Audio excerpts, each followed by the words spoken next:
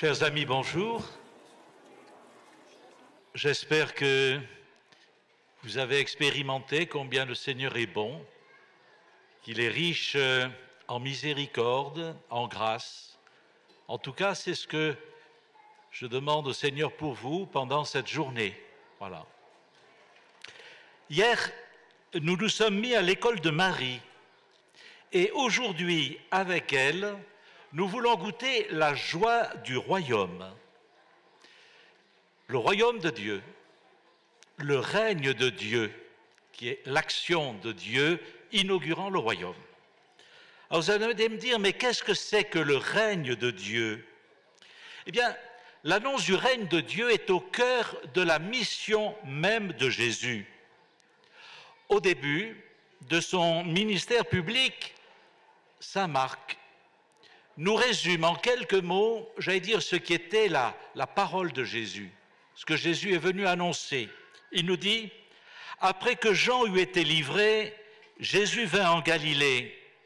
Il proclamait l'évangile de Dieu et disait, les temps sont accomplis, le règne de Dieu s'est approché, convertissez-vous et croyez à l'évangile. Le règne de Dieu s'est approché. Comment les contemporains de Jésus pouvaient comprendre cela? Eh bien, il faut savoir qu'à l'époque de Jésus, on avait l'impression que Dieu s'était éloigné. On ne l'entendait plus tellement parler. Car quand on regarde l'histoire de la Bible, on s'aperçoit que le grand courant des prophètes, à un moment, s'est arrêté. Voilà. Et les gens se posaient la question, pourquoi Dieu ne nous parle-t-il plus par ses prophètes? Est-ce que Dieu s'éloignerait? Est-ce que Dieu, finalement, se désintéresserait de nous? On disait que Dieu ne parlait plus que par l'écho de sa voix, donc pas directement.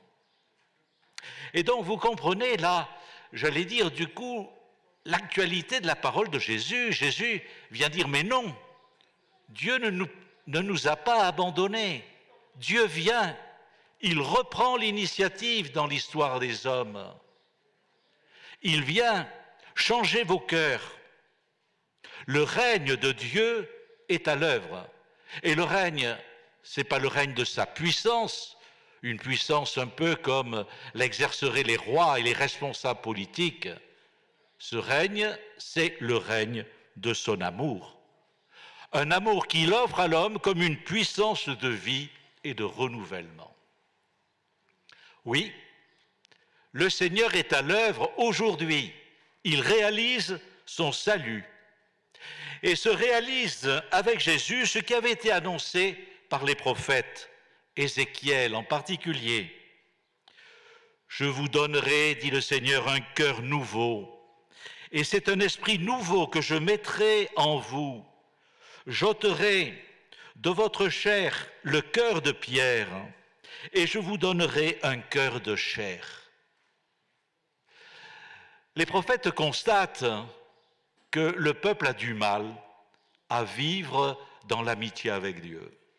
La tentation est de s'éloigner de Dieu, du grand Dieu d'Israël, pour aller vers les idoles. Les idoles sont tellement plus tentantes, elles sont fascinantes.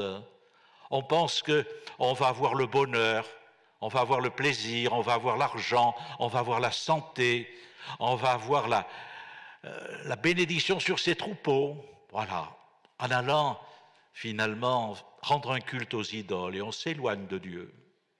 Et puis il y a le mal qui est présent, il y a la dureté entre les hommes, la haine, la jalousie, l'importance donnée à l'argent, au pouvoir. Pourquoi finalement y a-t-il dans le cœur de l'homme cette difficulté à vivre l'alliance avec Dieu? Voilà. Seigneur, nous n'y arrivons pas si toi, tu n'interviens pas auprès de nous. Voilà.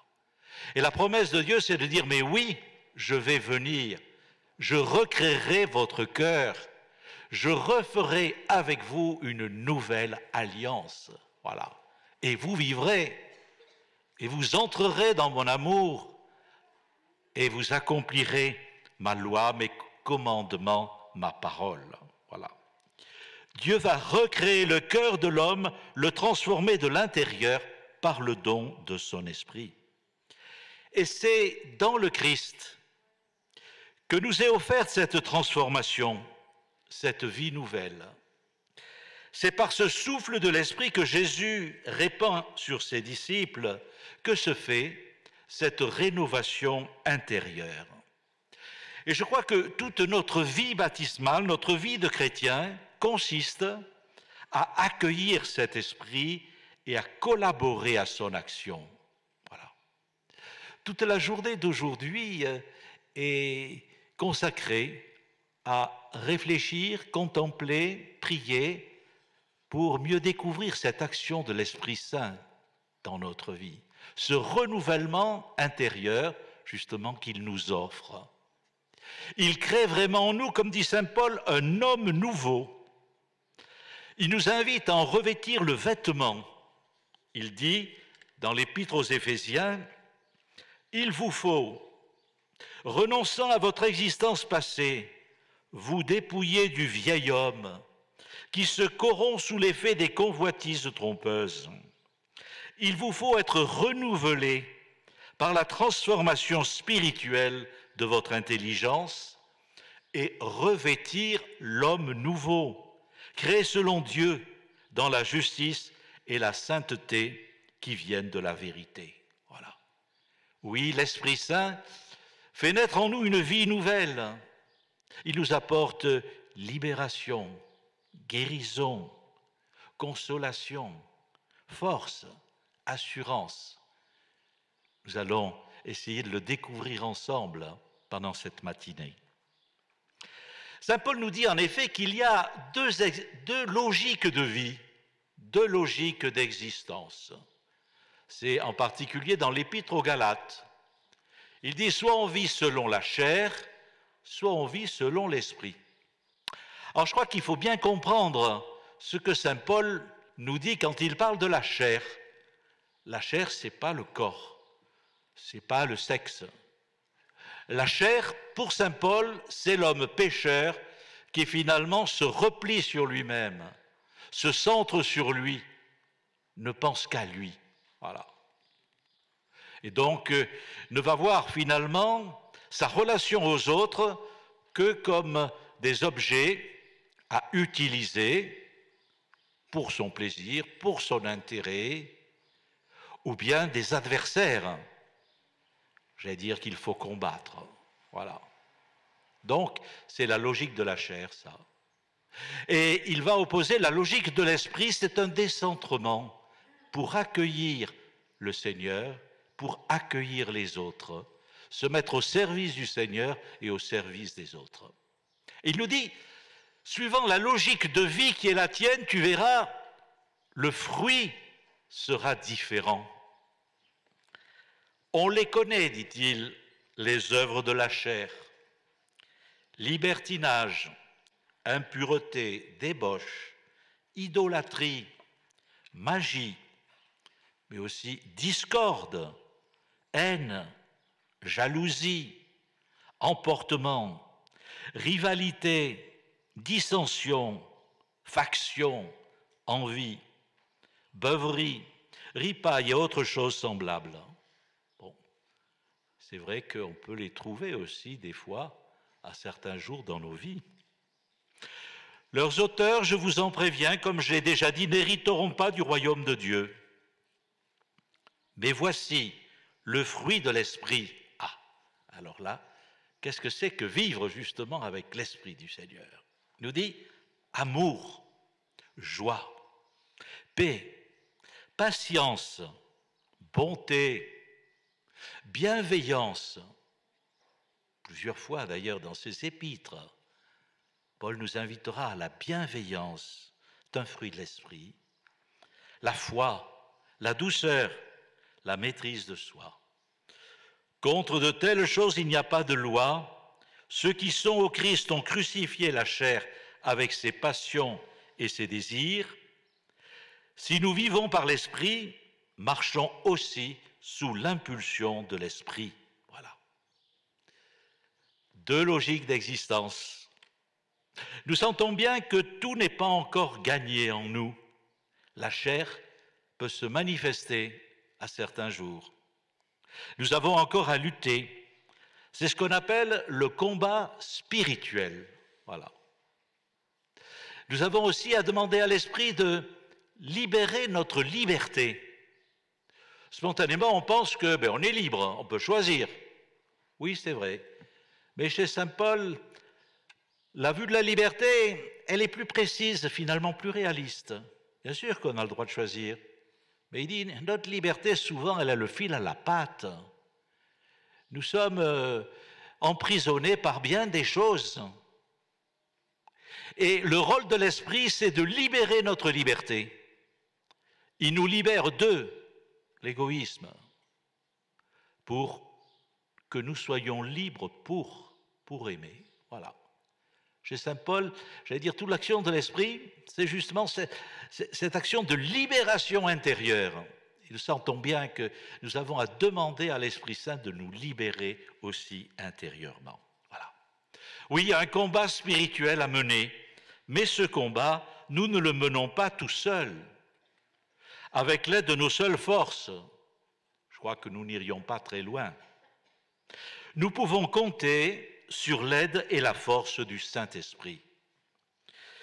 Nous verrons ce matin ce que produit en nous l'Esprit Saint, si nous l'accueillons, si nous le laissons agir dans nos vies. La Vierge Marie nous invite à nous livrer pleinement au souffle de l'Esprit. Elle nous rappelle que seul celui qui vit selon l'Esprit éprouvera paix et joie dans son cœur. La joie dont il est question, une joie qui est très présente dans la journée d'aujourd'hui, une joie dont on aimerait que vous puissiez l'éprouver du fond du cœur. Cette joie du Seigneur, ce n'est pas simplement un moment de réjouissance, j'allais dire quelque chose qui flatte notre cœur comme ça. C'est un don de Dieu. C'est une participation à son amour. C'est le sentiment comblant d'être proche du cœur de Dieu.